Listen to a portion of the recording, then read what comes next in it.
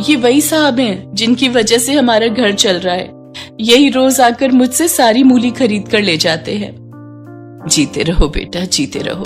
भगवान तुम्हारी हर मनोकामना पूरी करे। इस वक्त तो भगवान से पहले केवल आप ही मेरी मनोकामना पूरी कर सकती है माँ जी। क्या मतलब? मैं कुछ समझी नहीं बेटा। अब बात यह है माँ जी कि आपकी बेटी पूजा मुझे भा गई है और मैं उम्र भर के लिए इसका हाथ थामना चाहता हूँ, अगर आपकी इजाजत हो तो। ये बात सुनकर शांति की आंखों से आंसू बहने लगते हैं और वो रोते हुए कहती है, बेटा, कौन गरीब नहीं चाहता कि उसकी बेटी के हाथ पीले हो। तुम ले जाओ इसे, तुम इसे ले जाओ। नहीं माँ, मैं तुम्हें छोड़कर कहीं नहीं जाऊंगी।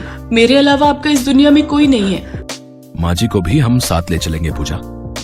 इसके बाद वो दोनों मंदिर जाकर 7 फेरे ले लेते हैं। फिर पूजा और उसकी माँ को लेकर नीरज अपने घर चला जाता है। वो दरवाजे की घंटी बजाते हैं तो नीरज की माँ सुभद्रा दरवाजा खोलने के लिए जाती है।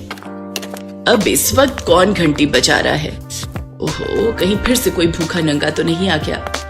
सुभद्रा जैसे ही दरवाजा खोलती है तो अपने बेटे के गले में शादी की माला देखकर सारा माजरा समझ जाती है। वो तो मैं तुम दोनों के गले में पड़ी माला को देखते ही समझ गई। खैर, हम कर भी क्या सकते हैं। अब तुम्हारी खुशी में ही हमारी खुशी है। मैं जानता था माँ, आप हमें जरूर माफ कर देंगी। लेकिन वो सब ये बात नहीं जानते थे कि सुभद्रा की इस हामी के पीछे कुछ और ही राज छुपा था। अगले दिन सुबह जैसे ही नीरज ऑफिस के लिए निकलता है तो सुभद्रा का अत्याचार दोनों माँ बेटी पर शुरू हो जाता है। अरे ओ गरीब खाने से आई हुई माँ बेटी, इस महल को देखकर तो तुम दोनों की आंखें चौंधिया गई होंगी ना। तुमने तो ऐसा घर सिर्फ अपने सपने में ही देखा होगा और उसी सपने को पूरा करने के लिए बुढ़िया तूने अपनी जवान बेटी का इस्तेमाल करके मेरे भोले भाले अमीर बेटे को फंसा लिया। मैं तुम दोनों माँ बेटी की सब चाल समझती हूँ।